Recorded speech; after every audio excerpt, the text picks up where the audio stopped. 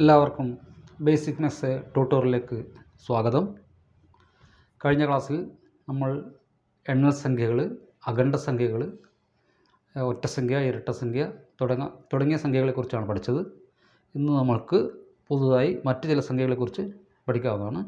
അതിലൊന്ന് പൂർണ്ണസംഖ്യകളാണ്.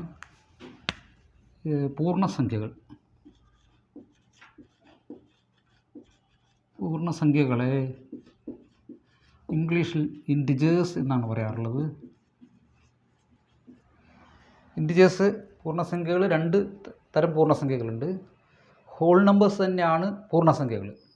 ഹോൾ നമ്പേഴ്സിന് ചിഹ്നവും കൂടി ചേർത്ത് കഴിഞ്ഞാൽ അത് പൂർണ്ണസംഖ്യകളായി. അപ്പോൾ രണ്ട് തരത്തിലുള്ള പൂർണ്ണസംഖ്യകൾ, ഒന്ന് പോസിറ്റീവ് പൂർണ്ണസംഖ്യകൾ, രണ്ട് നെഗറ്റീവ് പൂർണ്ണസംഖ്യകൾ. ഈ രണ്ട് പൂർണ്ണസംഖ്യകളും ചേർന്നിട്ടുള്ള സംഖ്യകളെയാണ് പൂർണ്ണസംഖ്യകൾ എന്ന് മൊത്തത്തിൽ പറയുക.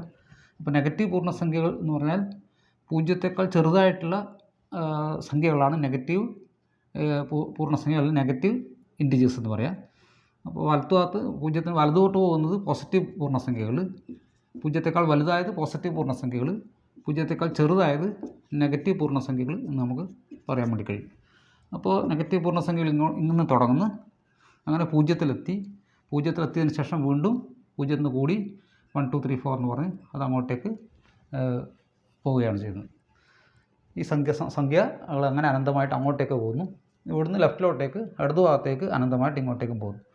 അപ്പോൾ നെഗറ്റീവ് പൂർണ്ണസംഖ്യകളും പോസിറ്റീവ് പൂർണ്ണസംഖ്യകളും പൂജ്യവും ഉൾപ്പെടെ ചേർന്ന സംഖ്യകളെയാണ് പൂർണ്ണസംഖ്യകൾ എന്ന് പറയും. ഇവിടെ ശ്രദ്ധിക്കേണ്ടത്, ഏറ്റവും ചെറിയ പോസിറ്റീവ് പൂർണ്ണസംഖ്യ 1 ആണ്, എന്നാൽ ഏറ്റവും വലിയ നെഗറ്റീവ് പൂർണ്ണസംഖ്യ -1 ആണ്. ഏറ്റവും വലിയ ഇടതോട്ട് പോകുന്നതിനെ വില കുറഞ്ഞു വരിക, തിരിച്ചു പറഞ്ഞാൽ വലതോട്ട് പോകുന്നതിനെ വില കൂടി പോവുക. അപ്പോൾ -1 ആണ് ഏറ്റവും വലിയ നെഗറ്റീവ് പൂർണ്ണസംഖ്യ, +1 ആണ് ഏറ്റവും ചെറിയ പോസിറ്റീവ് പൂർണ്ണസംഖ്യ, പൂജ്യവും പൂർണ്ണസംഖ്യകളുടെ കൂട്ടത്തിൽ പെടുന്നുണ്ട്. അപ്പോൾ അഖണ്ഡ സംഖ്യകൾക്ക് ചിഹ്നവും കൂടി ചേർത്ത് കഴിഞ്ഞാൽ അത് പൂർണ്ണസംഖ്യകളായി.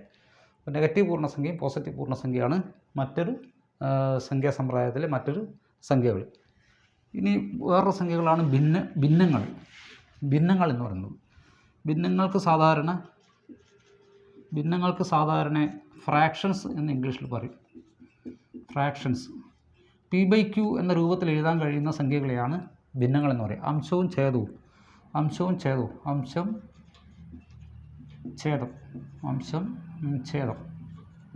അംശത്തിന് സാധാരണ ന്യൂമറേറ്റർ എന്ന് പറയും, ഡിനോമിനേറ്റർ എന്ന് പറയും.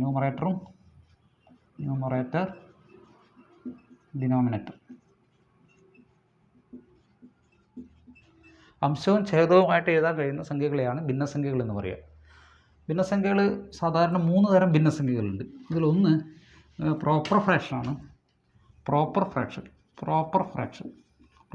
എന്ന് പറഞ്ഞാൽ സാധാരണ ഭിന്നം എന്ന് മലയാളത്തിൽ പറയും. സാധാരണ ഭിന്നത്തിന് അംശം ചെറുതും ഛേദം വലുതുമായിരിക്കും. അംശം ചെറുത്, ഉദാഹരണം 3/4, 5/6, 10/20 ഇങ്ങനെയൊക്കെ വരിക. ഇവിടെ അംശം ചെറുത് ഛേദം വലുത്, ഇങ്ങനെ വരുന്ന ഭിന്നത്തെ സാധാരണ ഭിന്നം എന്ന് പറയും. അതിന് അംശം വലുതാണെങ്കിൽ അതിനെ ഇംപ്രോപ്പർ ഫ്രാക്ഷൻ എന്നാണ് പറയുക. ഇംപ്രോപ്പർ ഫ്രാക്ഷൻ മലയാളത്തിൽ അതിന് വിഷമ ഭിന്നം എന്നാണ് പറയുക.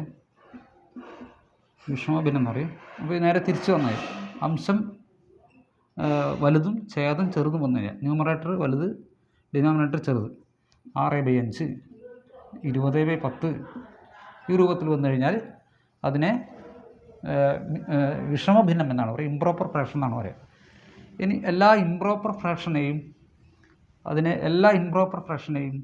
മിശ്ര ഭിന്നമായിട്ട് എഴുതാൻ കഴിയും. അതായത് മിക്സഡ് ഫ്രാക്ഷനാക്കിയിട്ട് എഴുതാൻ കഴിയും. മിക്സഡ്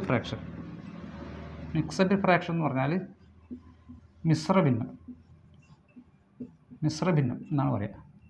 എല്ലാ ഇംപ്രോപ്പർ ഫ്രാക്ഷനെയും മിശ്രഭിന്നമാക്കിയിട്ട് മാറ്റി എഴുതാൻ വേണ്ടി നമുക്ക് കഴിയും. ഉദാഹരണത്തിന് 4/3 4 ഒരു 3 പിന്നെ 1 ശിഷ്ടം വരും, റിമൈൻഡർ. 4നെ 3 കൊണ്ട് വെച്ചാൽ 1 ശിഷ്ടം വരും, 1/3 എന്ന് എഴുതാം. 6/5 6ൽ ഒരു 5, 1 ശിഷ്ടം, 1/5 എന്ന് എഴുതാം. 7/2 ആണെങ്കിൽ 7ൽ 3 2 ശിഷ്ട 1, 3 1/2 എന്ന് എഴുതാം. അപ്പോൾ ഒരു ഇംപ്രോപ്പർ ഫ്രാക്ഷനെ, അതായത് വിഷമ ഭിന്നത്തെ നമുക്ക് മിശ്ര ഭിന്നമാക്കിയിട്ട് മാറ്റി എഴുതാൻ വേണ്ടി കഴിയും. തിരിച്ച് ഇങ്ങോട്ടും പറയാൻ വേണ്ടി കഴിയും. മിശ്ര ഭിന്നത്തെ വിഷമ ഭിന്നമാക്കിയിട്ട് മാറ്റാൻ വേണ്ടി കഴിയും. ഇത് അങ്ങോട്ടേക്കും പറയാം, ഇത് തിരിച്ച് ഇങ്ങോട്ടേക്കും ചെയ്യാൻ വേണ്ടി കഴിയുന്ന അർത്ഥം. 4/3 1/3 പറയാം. തിരിച്ച് ഒരു 3 ആ 3 ഒന്നും കൂടി കൂട്ടിയാൽ 4, ഒരു 3 ഒന്നും കൂടി കൂട്ടിയാൽ 4, 4/3 എഴുതാം. 1 5 5 1 6, 6/5 എഴുതാം. 2 3 6, 6 1 7, 7/2 എഴുതാം. ഈ ഛേദമാണ് ഇതിൻ്റെ ഛേദമായിട്ട് വരിക. അപ്പോൾ ഒരു മിശ്രഭിന്നത്തെ വിഷമഭിന്നമാക്കിയും വിഷമഭിന്നത്തെ മിശ്രഭിന്നമാക്കിയിട്ട് മാറ്റി എഴുതാൻ വേണ്ടി നമുക്ക് കഴിയും. 3 തരത്തിലുള്ള ഭിന്നമാണ് സാധാരണ ഭിന്നങ്ങളുടെ കൂട്ടത്തിൽപ്പെടുന്നത്. ഇനി ഒരു ഭിന്നത്തെ സമാന ഭിന്നമാക്കിയിട്ട് മാറ്റി എഴുതാൻ നമുക്ക് കഴിയും. എന്താണ് സമാന ഭിന്നം എന്ന് പറഞ്ഞാൽ? അംശത്തെയും ഛേദത്തെയും ഒരേ സംഖ്യ കൊണ്ട് ഗുണിച്ചാൽ അത് സമാന ഭിന്നമായിട്ട് മാറും. ഇപ്പോൾ 2/3 മുകളിലും താഴെയും 2 കൊണ്ട് ഗുണിച്ചാൽ 4/6. അപ്പോൾ 2/3 4/6 സമാന ഭിന്നമാണ്. ഇനി 2നെ 3 കൊണ്ട് ഗുണിച്ചാൽ 6/3 കൊണ്ട് ഗുണിക്കണം 9, 6/9. അപ്പോൾ 2/3 4/6 6/9 ഇതൊക്കെ ഈ 2/3 സമാന ഭിന്നങ്ങളാണ്. ഇപ്പോൾ 2 ഭിന്നങ്ങൾ നമ്മൾ കമ്പയർ ചെയ്യാൻ വേണ്ടി പറഞ്ഞാൽ താരതമ്യം ചെയ്യാൻ വേണ്ടി, ഇപ്പോൾ 2/3 4/5 തന്നു. ഈ 2 ഭിന്നങ്ങൾ ഏതാണ് വലുത് ഏതാണ് ചെറുത് എന്ന് നോക്കാൻ വേണ്ടി ഇതിനെ സമാന ഭിന്നമാക്കുകയാണ് ചെയ്യുക. അപ്പോൾ ഈ 3നെ 5നെ 15 മാറ്റാൻ വേണ്ടി നമുക്ക് കഴിയും. അപ്പോൾ ഈ 2/3 തുല്യമായിട്ട് ഈ 3നെ 15 ആക്കുമ്പോൾ 3നെ 5 കൊണ്ടാണ് ഗുണിക്കേണ്ടത്. അപ്പോൾ 15 അപ്പോൾ 2നെ 5 കൊണ്ട് ഗുണിച്ചാൽ 10. അപ്പോൾ 2/3 സമാനമാണ് 10/15. അതേപോലെ 4/5 സമാന ഭിന്നം. 5നെ 15 ആക്കാൻ 3 കൊണ്ട് ഗുണിച്ചു 15. അപ്പോൾ 4നെ 3 കൊണ്ട് ഗുണിച്ചാൽ 12 വരും. ഇപ്പോൾ 2/3 പറയുന്നത് 5 കൊണ്ട് ഗുണിച്ചപ്പോൾ മുകളിലും താഴെ 5 കൊണ്ട് ഗുണിച്ചപ്പോൾ 10/15. 4/5നെ മുകളിലും താഴെയും 3 കൊണ്ട് ഗുണിച്ചപ്പോൾ 12/15. ഇവിടെ 12/15, ഇവിടെ 10/15. ഇപ്പോൾ 2ന് ഛേദം 15ആണ്. അപ്പോൾ അംശം 12ആണ് വലുത്. അപ്പോൾ 12 വലുതായതുകൊണ്ട് അതിന് സമാനമായിട്ടുള്ള 4/5 വലുത്. അപ്പോൾ 4/5 2/3 വലുതാണ്.